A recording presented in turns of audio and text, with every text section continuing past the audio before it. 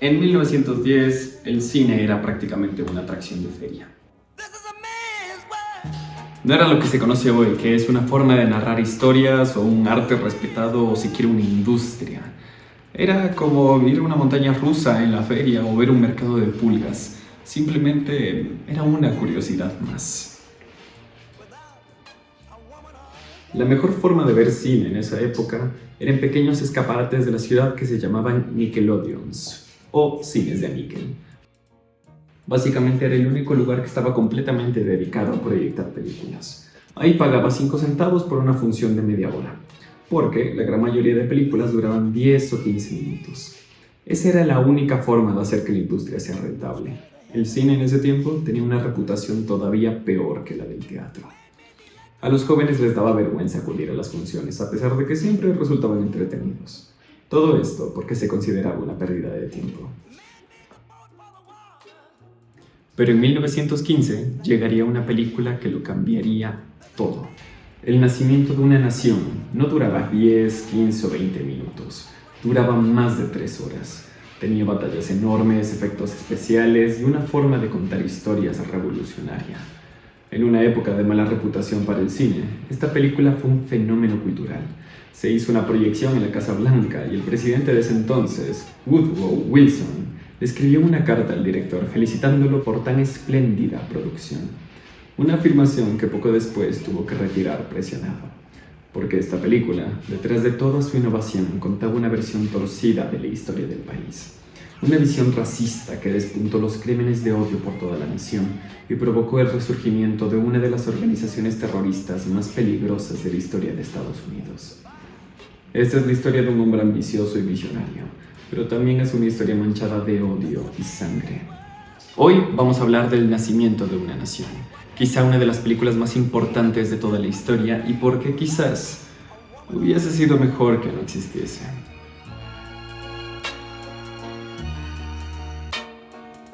He's lost in the wilderness. Walked up into the Santa door.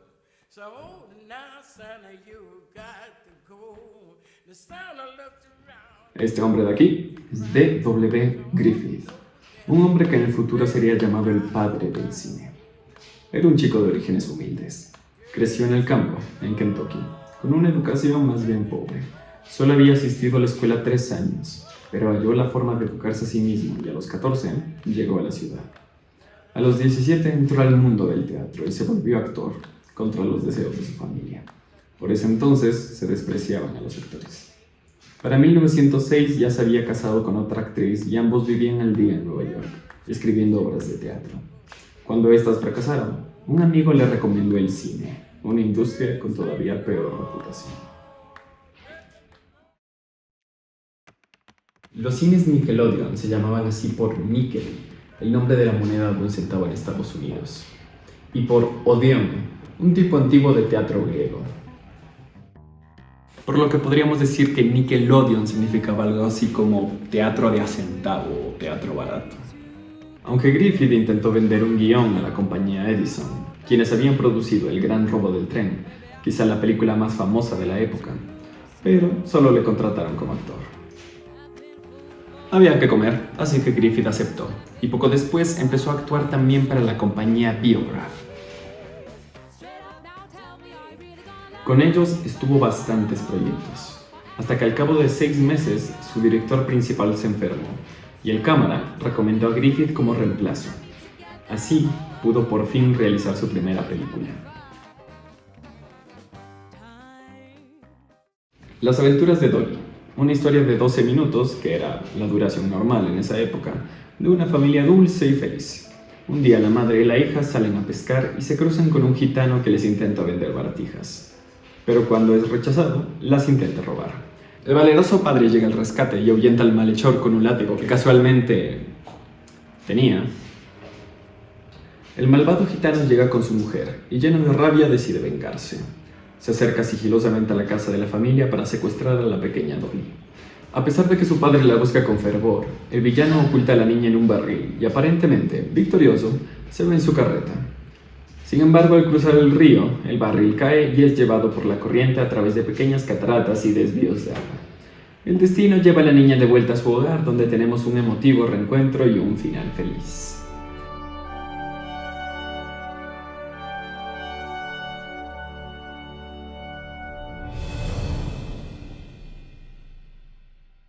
Una historia simple, efectiva y la verdad es que entretenida. Les voy a dejar un link con la película en buena calidad para el que la quiera ver.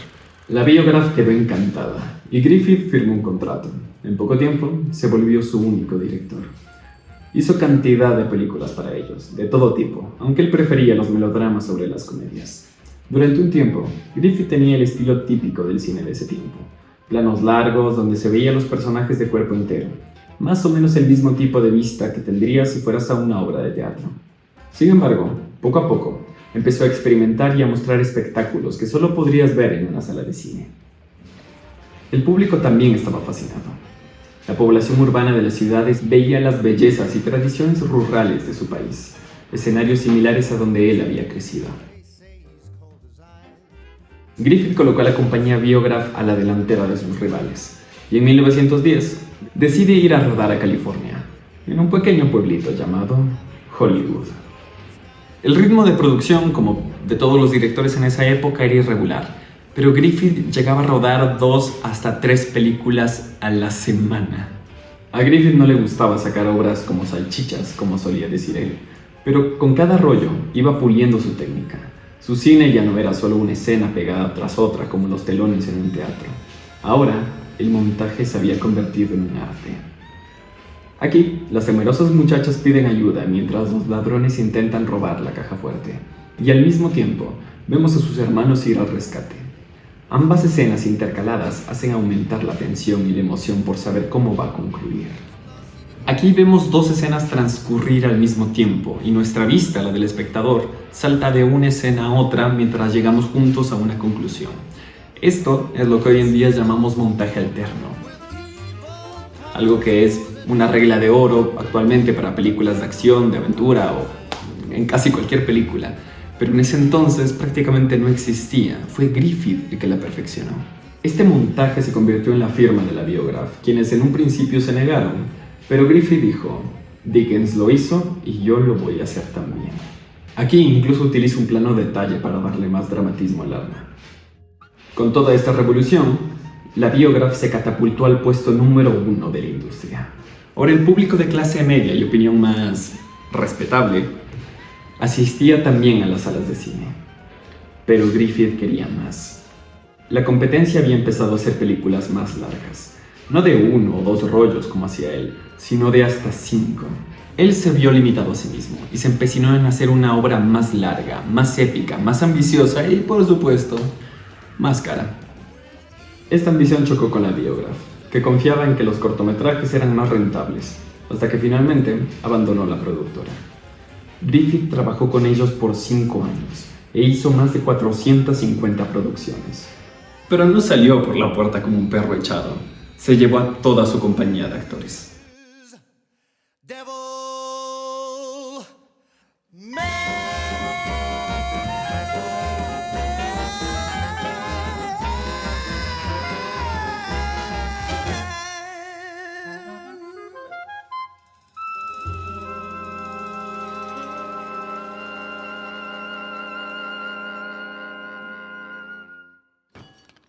Su reputación y su prestigio habían crecido lo suficiente, y creyó que podría conseguir los recursos para crear la película más grande jamás hecha hasta entonces. Pero primero, necesitaba escoger la historia que contaría. Es entonces cuando dirigió su atención a una novela histórica llamada The Klansman, An Historical Romance of the Ku Klux Klan. Es en este punto cuando la cosa se tuerce un poco. Pero para que puedan comprender por qué Griffith hizo lo que hizo y la forma en la que lo hizo, es necesaria una lección de historia. En la década de 1860, Estados Unidos se dividió en 2. 11 estados se separaron de la Unión y formaron los Estados Confederados del Sur, estallando una guerra civil, la guerra más sangrienta de la historia del continente. Como en todas las guerras, hubo varios motivos involucrados, pero la más importante era la esclavitud. Durante más de un siglo, los esclavos habían formado parte vital en la riqueza económica de las colonias de Norteamérica. Pero era principalmente en la parte sur del país, donde los esclavos negros que se utilizaban para el cultivo de algodón formaban un pilar fundamental en la economía. Mientras tanto, en el norte, las cosas estaban cambiando. Frederick Douglass, de los más importantes abolicionistas, fue un esclavo que huyó del sur y escribió una autobiografía llamada Vida de un esclavo, y se convirtió rápidamente en un bestseller. Este libro, junto con otros como 12 años de esclavitud, escrito por Solomon Northup, quien había sido secuestrado para ser vendido como esclavo, les enseñó a toda la gente del norte las bestialidades e inhumanas condiciones que vivían los esclavos en el sur. A los niños esclavos les arrojaban la comida en el comedero de los cerdos, contra quienes tenían que competir para no pasar hambre. Las mujeres eran violadas constantemente, las familias eran separadas y ninguno de ellos estaba a salvo del hierro ardiente o del látigo. Al saberse la verdad, los movimientos abolicionistas aumentaron, las tensiones políticas crecieron y cuando Abraham Lincoln, que aunque no lo admitiera en ese momento, estaba dispuesto a acabar con la esclavitud, asumió la presidencia, el país se quebró en dos y estalló la guerra. Los bandos estaban compuestos por voluntarios, y mientras la tierra se manchaba de sangre en los campos de batalla, los esclavos huían a los territorios del norte. En 1963, Lincoln emitió la Proclamación de Emancipación, que declaraba que desde ese momento todos los esclavos que había en el sur eran personas libres. En respuesta, miles de negros no solo escaparon, sino que se enlistaron para pelear del lado del norte. Formaron parte decisiva del destino del conflicto. A diferencia de otras guerras, esta vez los reporteros estaban armados con un nuevo invento: la cámara fotográfica. Fotografías como la de Whippet Peter le dan la vuelta a todo el país y refuerza el fervor por acabar con la esclavitud. A las 3 de la madrugada, los barcos del bloqueo marítimo del norte descubren una nave confederada enemiga, pero cuando estaban a punto de disparar, divisan que hay una sábana blanca ondeando como bandera. El piloto era un esclavo llamado Robert Smalls, quien robó el barco a sus amos para escapar. Con él hay otros 15 esclavos, además de municiones, mapas y claves de códigos enemigos. El 2 de junio de 1863, Harriet Tubman, otra ex esclava huida, se convirtió en la primera mujer de la historia en dirigir un asalto armado contra los enemigos del sur en el río Combahee. Tras 4 años de guerra, el sur se rindió y la esclavitud fue definitivamente prohibida. Puede parecer un final feliz, pero sabemos que la vida real es un poco más complicada que eso. El periodo inmediatamente después de la guerra se le llama la Reconstrucción, y fue de todo menos fácil. De pronto había 4 millones de personas que habían sido esclavas y ahora eran libres, pero descubrieron que eso no les garantizaba ni la igualdad legal ni la social. Mientras tanto, los blancos sudistas estaban cada vez más rabiosos y resentidos. No solo habían perdido la guerra, no solo habían perdido a sus esclavos y sus ganancias, sino que ahora veían cómo los negros tenían libertad y se acercaban peligrosamente a la igualdad. Al poco tiempo eran ciudadanos también, y después incluso les dieron el voto. Sabían que eso significaba que ahora podrían elegir candidatos y leyes igualitarias que no les convendría para nada. Así que se comenzaron a organizar en pequeñas sociedades privadas, clubes del rifle, antiguos soldados y esclavistas, inconformes con la situación, dispuestos a hacer algo al respecto. Uno de estos grupos se terminó nombrando con 3 letras K: Ku Klux Klan. Estas personas creían fervientemente que los negros que habían trabajado en sus plantaciones no eran iguales, y como no eran iguales, se volverían peligrosos si los liberaban. Querrían reemplazarlos, conquistarlos y violar a sus mujeres. Realmente lo creían. Estos grupos se convirtieron poco a poco en organizaciones terroristas, nunca mejor dicho. Su principal objetivo era llenar de temor a la población negra para que no se atreviesen a ir a votar o exigir derechos que solo debían ser para blancos. Para eso, decidieron disfrazarse, primero con fundas de almohada y sábanas. Ellos realmente creían que la población negra era ignorante y supersticiosa, y que si los veían cabalgando de esa forma, creerían que habían aparecido fantasmas y demonios. Pero fueron sus crímenes lo que los volvió realmente aterradores. Realizaban ataques nocturnos a comunidades negras que llamaban expediciones punitivas, rompían ventanas, quemaban sus iglesias. Se hicieron famosos por sus linchamientos y cometían todo tipo de asesinatos.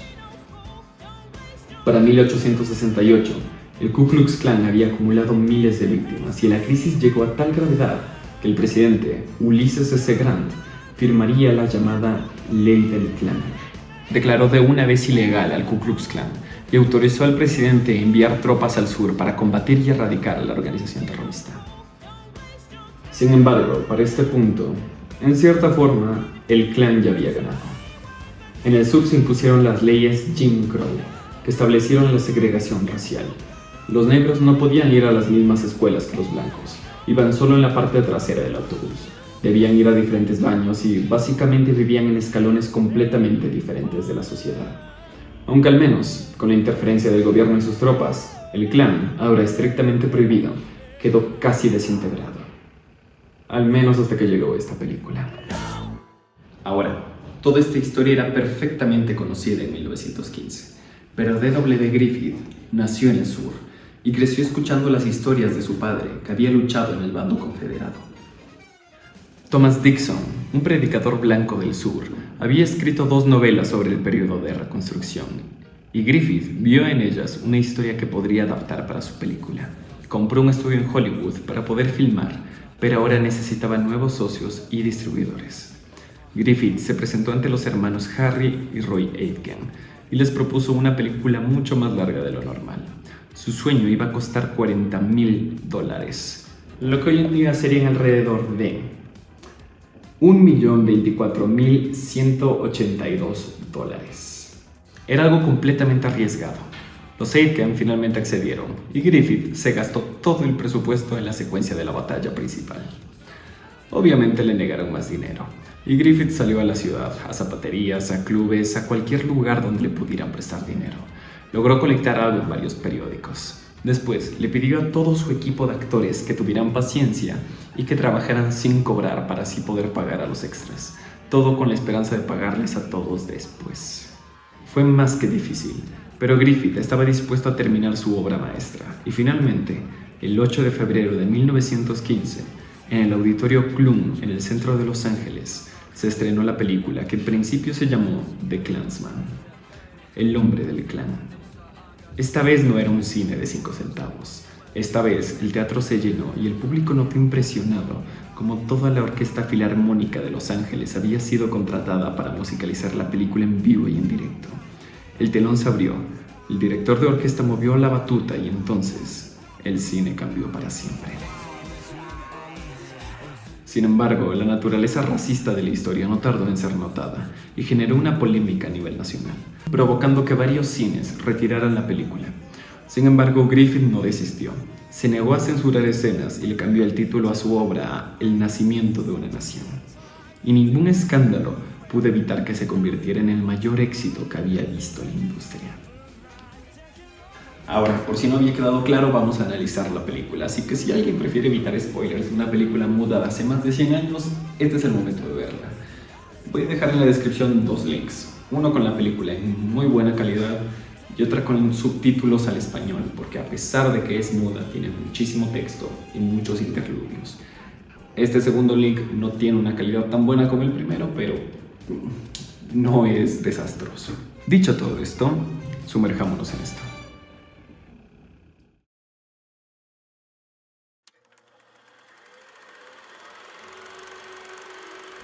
La película, ahora con su nuevo título, abre con este cartel: reivindicación para el arte de las películas.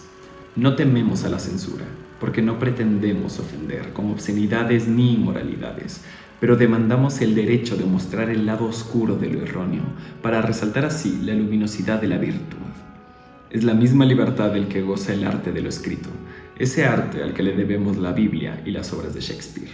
Con esto podemos hacernos una muy buena idea de lo que se viene. Griffith declara sus intenciones muy abiertamente. Quizás compararse con Shakespeare y con Dios es algo demasiado, pero al menos hay que admirar su determinación. No voy a describir todos los interludios de la película, pero este también es muy importante. Si en esta obra hemos conseguido traer a la mente los horrores de la guerra de forma que la guerra siempre se considere algo aborrecible, este esfuerzo no habrá sido en vano. Esto abre la primera parte de la película, porque está dividida en 2. Aquí conocemos a 2 familias amigas, una del norte y otra del sur.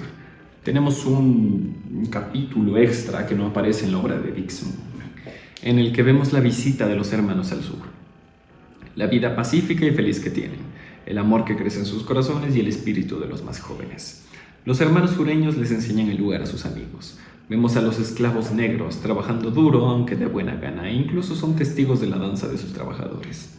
Nuestro protagonista, hijo de la familia de Sur, ve un retrato de la hermana de su amigo, una mujer que él jamás ha visto, pero cae profundamente enamorado de ella. La visita termina y se despiden. La próxima vez que se encuentren será en el campo de batalla. La guerra estalla inevitablemente y ambos bandos se preparan, aunque nosotros vamos a seguir a la familia sudista, que es donde están los protagonistas.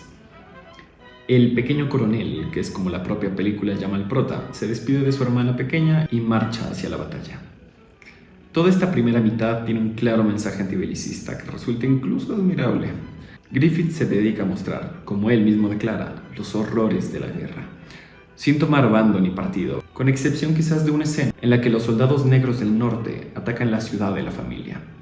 Tanto las hermanas como el anciano padre se ven acorralados mientras destruyen su propiedad, y parece que están a punto de quedar a merced de sus enemigos, cuando por fin llegan las tropas blancas a salvar el día.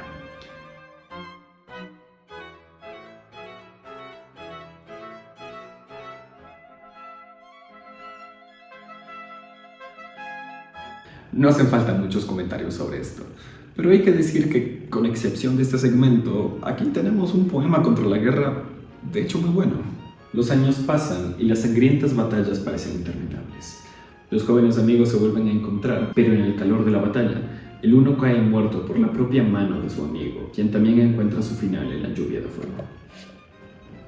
Griffith hace gala de todo lo que preparó para su megaproducción. Las batallas son enormes y espectaculares, los ejércitos luchan y marchan, los disparos y cañones sacuden la tierra y las familias lloran sus pérdidas. Las tropas confederadas del sur, al borde de la derrota, viven en las trincheras, alimentándose solo con algo de maíz tostado, tal y como Griffith había escuchado de las historias de su padre. La guerra se acerca a sus últimos días, y el pequeño coronel lidera una batalla perdida. Sus tropas caen y no hay posibilidades de vencer, pero lleno de valor, lidera una última carga. Es alcanzado por el fuego enemigo y está al borde de la muerte, pero logra llegar a las líneas enemigas, donde cae abatido milagrosamente en los brazos de su amigo del norte, quien lo reconoce y lo pone a salvo. La guerra termina y el pequeño coronel despierta ante la canción y los cuidados de aquella chica cuyo retrato guardaba y de quien había estado largo tiempo enamorado, aún sin haberla visto en persona. Aunque no nos conocíamos, te he llevado contigo durante mucho, mucho tiempo. El joven coronel regresa a su derruido hogar y la pequeña hermana, ahora convertida en una atractiva joven, lo quiere recibir. La esclava doméstica de la familia le entrega algodón virgen, que es lo único que puede usar la chica para decorar su vestido. Finalmente, su hermano llega a casa y se reencuentran. Entonces, llega la segunda parte de la película, llamada La Reconstrucción. Y aquí todo se va al carajo. Esta segunda parte abre con este cartel. Esta es una representación histórica de la guerra civil y del periodo de reconstrucción, y no intenta reflejar a ninguna raza ni persona de la actualidad. Aquí nos presentan por primera vez al gran villano, Silas Lynch, un mulato que la película presenta como el líder de los negros. Lynch es el protegido de Stoneman, el padre de la familia del norte, que ahora dirige la nación. Todos viajan nuevamente al sur, donde Lynch monta su cuartel, y gracias a esto, el joven coronel vuelve a encontrarse con su amada. Ahora comprometidos, la familia florece mientras intenta reconstruir su vida, hasta que se dan cuenta de que las cosas ahora son diferentes. Nuestro protagonista sale con su hermana cuando se encuentra con soldados negros marchando frente a su casa. Detrás de ellos pasa Lynch. La acera es tan nuestra como suya, coronel Cameron. Esa declaración enfurece de sobremanera al joven coronel y... por si lo habían olvidado, este de aquí es el malo. Y créanme, será un monstruoso villano, pero en este momento no ha hecho nada malo aún. Sin embargo, para nuestro protagonista, como verán a continuación, tener que compartir la calle con negros le parece el fin del mundo. No lo mencioné antes, pero como se habrán dado cuenta, la mayoría de personajes negros son en realidad blancos pintados la cara. Podrían pensar que era porque ningún negro querría interpretar estos personajes, pero la verdad es que en esa época no era bien visto que tu película tuviese a negros actores. Aunque a pesar de eso, sí hay muchos extras negros. Entre los invitados del norte hay también negros libres. Pero la empleada doméstica, que es parte de los negros fieles, como los llama la película, se niega a llevar sus maletas y servirles igual que a los blancos. Incluso los trata con agresión. Ustedes norteños bajarán la basura negra, así que no intente darse aires conmigo. Y este también. Estos negros libres del norte me vuelven loca. Esta vez, Stoneman, padre de la amada del joven coronel, le presenta oficialmente a Lynch. Pero nuestro prota se niega a darle la mano, no perdonándolo por el terrible crimen de caminar con libertad frente a su casa. A partir de aquí, Lynch comienza su malvado plan de crear, como él lo llama, un imperio negro. Hace asambleas para hablarles a los recién liberados esclavos y meterles ideas de que no tienen ya por qué seguir sirviendo a los blancos. Su primer paso es conseguir el voto negro, lo cual no tarda en lograr. Durante el día de las elecciones, todos los votantes negros cuentan con sus papeletas, pero los blancos no tienen las suyas. Vemos cómo los negros ignorantes, que ni siquiera saben bien cómo votar, son guiados por el hombre de la mesa para apoyar a Lynch, y cuando aparece un blanco, los soldados negros lo ahuyentan para impedir que vote. Al finalizar las elecciones, y citando a la película, los negros y los agitadores barren el estado, y Lynch es elegido vicegobernador. El joven coronel revisa las noticias. Hay crímenes por todo el país, pero los magistrados negros y los jurados negros que ahora hay emiten veredictos contra los blancos, algo que nuestros protagonistas sienten que se acerca peligrosamente al fin del país. Vemos la asamblea del gobierno, ahora hecho un caos, ya que ahora son 101 negros contra 23 blancos. Los nuevos asambleístas carecen de modales y de formas, beben alcohol, comen patas de pollo y en medio de la sesión descansan con los pies descalzos sobre el escritorio. Se propone la idea del matrimonio interracial. Los asambleístas negros entonces observan a las mujeres blancas que observan la asamblea y, babeando de deseo, explotan en furor y votan para legalizar el matrimonio entre razas, a lo que los blancos salen de la sala horrorizados. De toda esta escena me quedo con este parlamento: la indefensa minoría blanca. Yo lo siento, pero en esta parte tenemos que abrir un pequeño paréntesis. Si bien es cierto que en la vida real, desde que se les dio el voto negro, los electos republicanos comenzaron a proliferar, la verdad es que en muchos estados los altos cargos blancos impedían que el pueblo negro votara usando cualquier laguna legal, o más comúnmente, intimidación ilegal, e incluso cuando lograban votar, a veces no eran contados por las autoridades. Durante las elecciones generales de Georgia, en abril de 1868, se registraron 1.222 votos a favor del candidato republicano. Sin embargo, en las elecciones presidenciales de ese año, después de los ataques del Ku Klux Klan, solo se contó un voto a su favor. En 1875, en el condado de Jones, hay registros de al menos 23 votantes republicanos que asistieron a votar arriesgando sus vidas, pero el conteo oficial solo registró 2 votos republicanos contra 419 votos demócratas. Y por si se lo estaban preguntando, no, el matrimonio interracial no se aprobó en esa época. De hecho, las leyes antimestizaje continuaron vigentes por casi un siglo. Esto generó situaciones como el matrimonio de Richard y Mildred Loving, que huyeron de Virginia tras ser arrestados, encarcelados y exiliados, debido a las leyes estatales que prohibían su unión. O incluso casos como el de Davis Knight, que a pesar de ser blanco, fue arrestado tras casarse con su esposa debido a que su bisabuela fue negra y por tanto tenía al menos 1/8 de sangre negra, siendo ilegal su unión también. Solo a partir de 1976, lo dicho, más de un siglo después, el matrimonio interracial fue legal en todos los estados.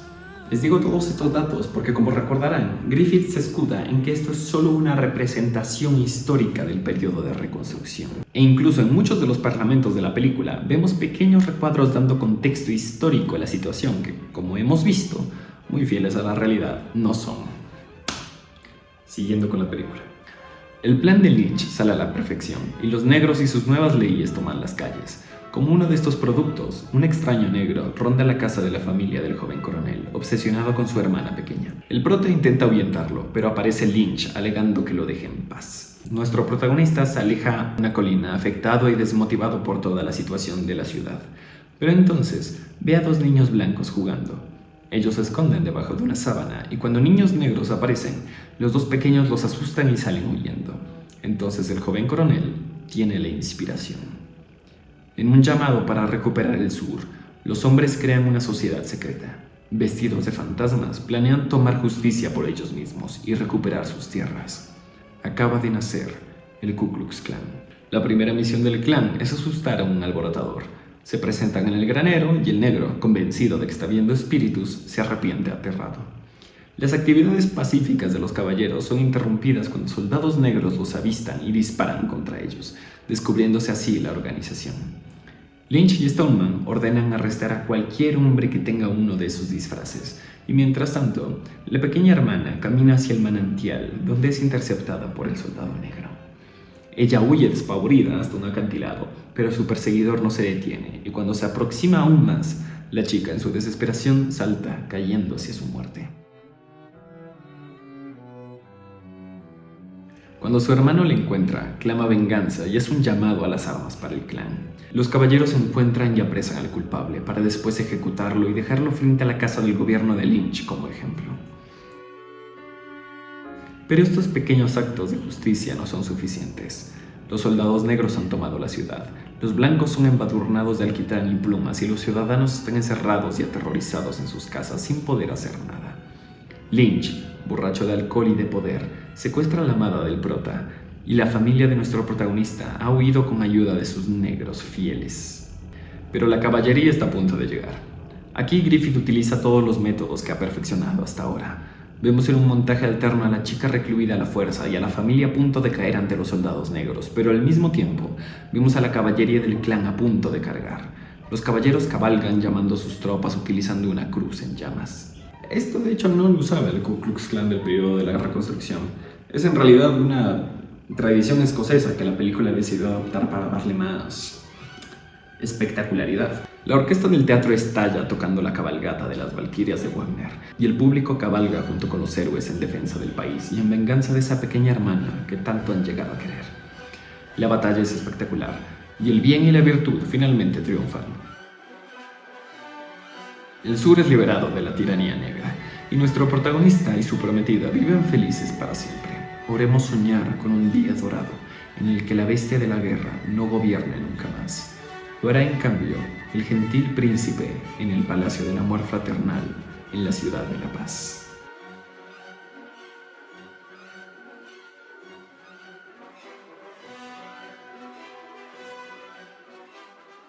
Creo que en este punto ya entienden que la película fue mucho más exitosa de lo que incluso Griffith esperaba.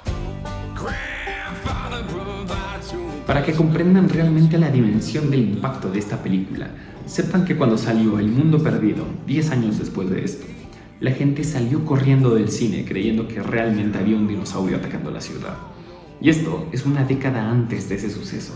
Entonces, quiero que se imaginen el fenómeno cultural de Avengers Endgame, pero con las personas realmente creyendo todo lo que ven en pantalla. Hace mucho conseguí este libro, que es 100 clásicos del cine. Y este libro abre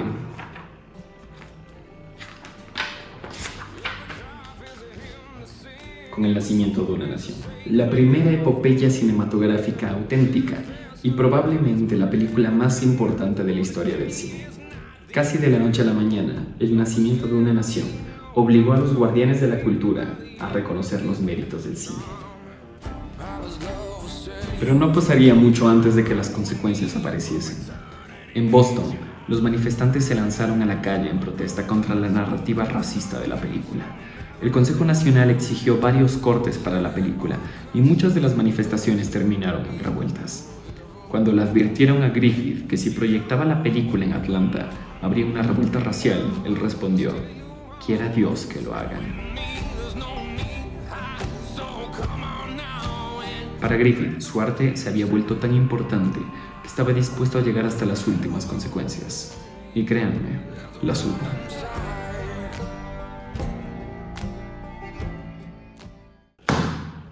Desgraciadamente, ninguna obra de arte está libre de consecuencias. William J. Simmons fue un hombre que había estudiado medicina en la Universidad de Johns Hopkins y estuvo afiliado a la Iglesia Metodista Episcopal, en donde predicó hasta que fue expulsado en 1912. Después de que Simmons vio el nacimiento de una nación, se sintió realmente inspirado por la historia. Notó cómo en las calles vendían disfraces e insignias del Ku Klux Klan por la fiebre de la película y decidió aprovechar esta nueva popularidad. En una de las noches del estreno de la película, Simmons y sus compañeros se vistieron con sábanas blancas y uniformes confederados, desfilaron en la calle montando a caballos. Incluso usaron balas de salva para disparar con rifles y agrandar todavía más el espectáculo. El show fue un éxito en el lugar. En todo el país se hicieron cosas parecidas en las noches de proyección, e incluso algunos acomodadores de los cines vestían con el disfraz blanco. Los nuevos miembros comenzaron a repartir panfletos y folletos con los principios del KKK a las personas que salían de las proyecciones, obteniendo así cada vez más adeptos a su filosofía. Un nuevo clan había nacido. Claro que el KKK seguía siendo técnicamente ilegal, así que Simmons cambió el nombre oficial a Imperio Invisible de los Caballeros del Ku Klux Klan. Les podrá parecer una estupidez, pero la verdad es que esta era una laguna legal que realmente funcionó, y Simmons era de todo menos tonto. Procedió con un plan brillante. Se alió con Mary Elizabeth Tyler y con Edward Young Clark, dos ejecutivos de publicidad especializados en marketing, y juntos capitalizaron la estética de la película. Si recuerdan lo que hablamos antes, el verdadero clan no tenía trajes tan sofisticados, no usaban pequeñas cruces en llamas como llamado las armas, pero la película lo hacían, y Simmons y sus aliados lo utilizaron. Incorporaron trajes más trabajados y con varias decoraciones y simbología, e incluso crearon diferentes versiones para cada puesto jerárquico en la organización. Hasta exageraron todavía más otros aspectos como la quema de cruces. Pero esta segunda generación no solo era antinegra. Se sumaron filosofías que se oponían a los católicos romanos, a los judíos, a los trabajadores organizados y básicamente a cualquier extranjero. Para 1920, los miembros del clan superaban los 4 millones de personas. En 1925, se organizó un gran desfile en Washington, donde se reunieron miembros de todo el país.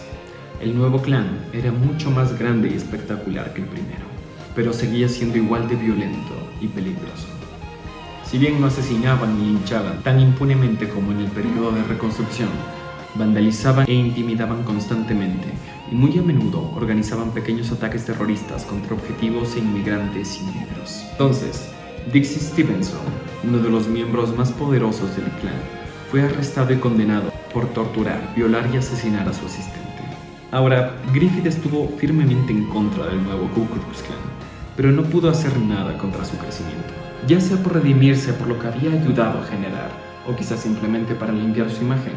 En 1916 estrenó su nueva megaproducción, llamada Intolerancia, una película que contaba 4 historias a través de varias épocas de la humanidad, en la que el motor principal era la injusta intolerancia hacia personas y culturas diferentes.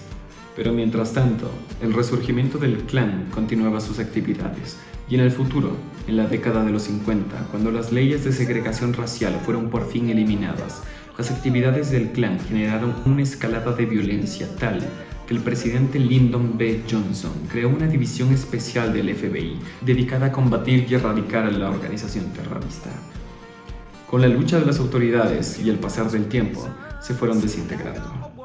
Hoy en día, el Ku Klux Klan solo existe en forma de pequeños grupos dispersos y desorganizados, y son principalmente activos en Internet, mientras que casi no hay actividades en el mundo real. Sin embargo, siguen estando relacionados con tragedias como la de las revueltas de Charlottesville en 2017. David Wark Griffith pasaría a la historia como el padre del cine moderno. Creó cientos de películas más, entre ellas grandes obras de arte. Sin embargo, pronto su éxito decayó. Sus películas tuvieron cada vez peor acogida y Griffith se abandonó al alcohol. A pesar de que en 1936, la joven academia le otorgó un premio Oscar honorífico por sus aportaciones, la industria que él había ayudado a crear parecía haberlo abandonado. Finalmente, en 1948, falleció en una habitación de hotel en Hollywood, solo y prácticamente olvidado. Pero su legado vivirá por siempre, tanto en el mundo del arte, en el cine, un mundo nuevo y vibrante que nos traería maravillas por los próximos 100 años, como en el oscuro odio nacionalista y sus víctimas que lo siguen sufriendo hoy en día.